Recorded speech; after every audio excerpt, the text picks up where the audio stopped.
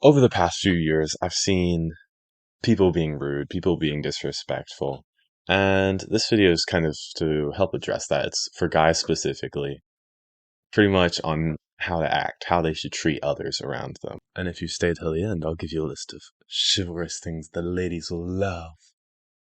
Check it out.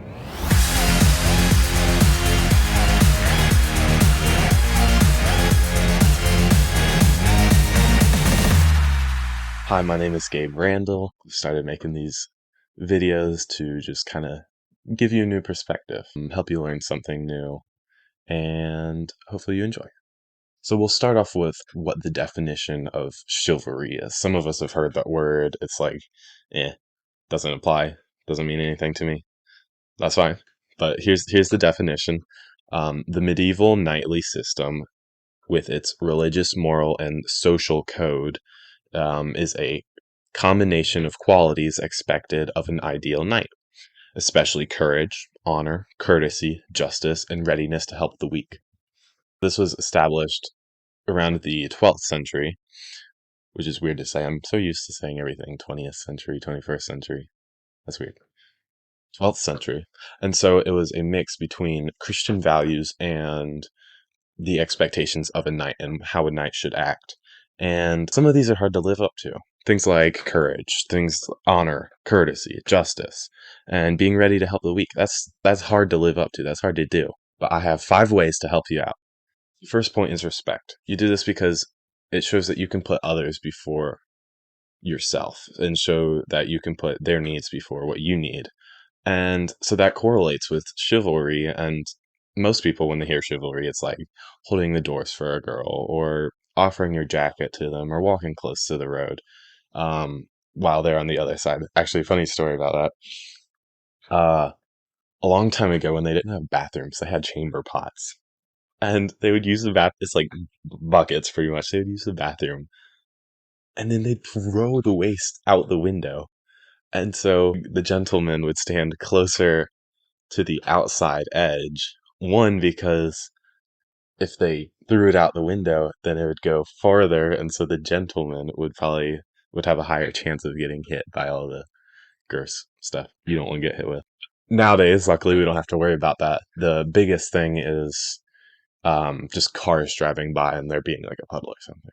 It's just it's courteous. It's nice to do, and whoever you protect from the splash on the water will appreciate it. So those are like small hints of respect, small examples of respect.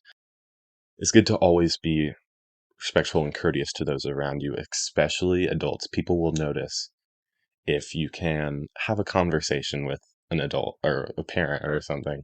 If you can hold a genuine conversation without like majorly offending anyone and just being nice about it, like having a good positive conversation, then that's something that people will notice. They'll be like, oh, that guy knows how to treat people. That guy knows how to talk to people. He seems like a great guy. He seems really nice. The same thing happens when you hold doors for people.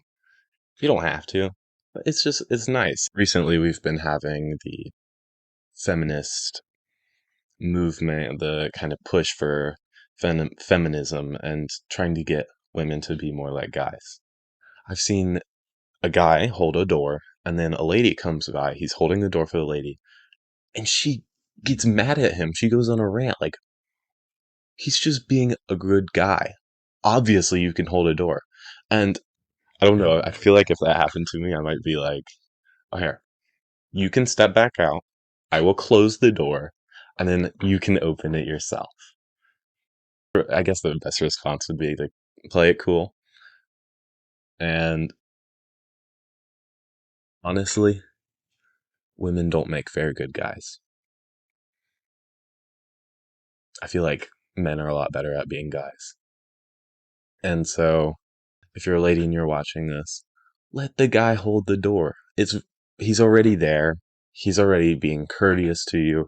It would be rude to say no, to be mad at him. That's just stupid. That really doesn't make you look good if you get mad at someone for holding a door. Instead, you should be thanking them. My second point is listening. As a guy, I know that we suck at listening. Um, that's just not, it's not how we're wired. We try to come up with a solution right as we hear a problem. If you're talking to a girl, they don't usually want your solution. Your solution probably doesn't help them. And I mean, this is something that I have to deal with because I'm like, well, you could just do that. And they're like, that's not helpful, Gabe. And so being able to listen instead of speaking. I was talking to my friend about this, and she pointed out that we have two ears and one mouth. And so that should be something that we mentally, like, every time that we are listening to someone, we need to remember to let them talk and we listen. If they want feedback, give them feedback. If they want support, give them support. But don't don't try to dominate the conversation. Just put on listening ears. Man, I sound like a teacher. That's weird. Put on your listening ears and just be respectful towards them. Girls especially will notice if you can listen to them. They really appreciate it. And a guy who can listen without interrupting is something that's cherished. My third point is honesty. Keep your word. If you say you're going to do something, then do it. Don't make promises you can't keep. Is a lie really going to help you in the long run? Does it make you feel better? Oh, yay, you lied to someone. No, just stay honest. If you can't do something, then say you can't do it. If you are struggling with something, that's fine. Everybody struggles with stuff. Don't lie about stuff. That's not helpful. People don't like that when you lie to them. My fourth point is passion. Be passionate about things. If you love doing something, then own it. Like, I have this collection of really weird, random socks. They're my awesome, weird socks. And I'm passionate about it. I go to church wearing my weird socks, and people are like, oh, Gabe, your socks look great. And, well, actually, most of the time they're like, Gabe, your socks don't match your outfit. I don't care because I'm passionate about it. I own it. And I don't care what people think about it. Um, Sometimes you should care. Keep that in mind. But it, it doesn't, for me, it helps my mentality. It's like, oh, I have something weird and I don't care what other people say. I don't care what they think about it because if that's mine, I love it. I love doing it. And so it doesn't matter.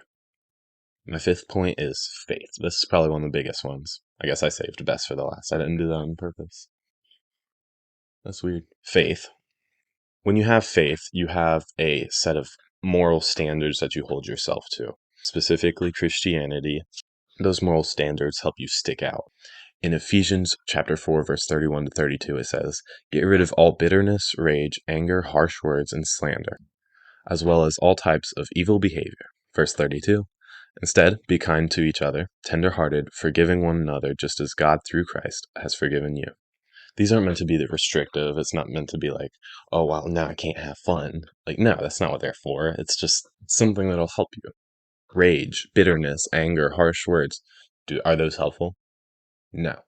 That's why you should get rid of them. Instead, being tenderhearted, forgiving one another, and being kind. Those are helpful because people will be kind back, they will forgive you back, and they will be tenderhearted. And so that goes along with the golden rule.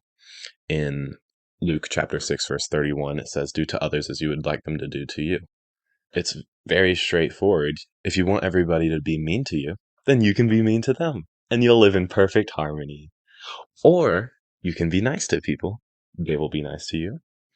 Or if you can be nice to people, and they won't be nice to you, and you'll be the better person because you're treating them right and they're treating you wrong.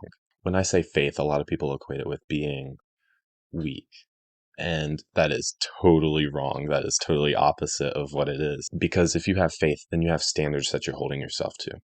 That makes you stand out from everyone else. It shows self-control. It shows mental fortitude. It makes you the bigger man in any situation because you know humility. You know where you're coming from. That doesn't make you weak. You're holding to standards that other people aren't. And so if someone else calls you a coward because you have standards, then they might be missing something up here. Think about that. So here's a list of chivalrous things, especially if there's a girl involved. I asked multiple of my friends, and this is the list we came up with.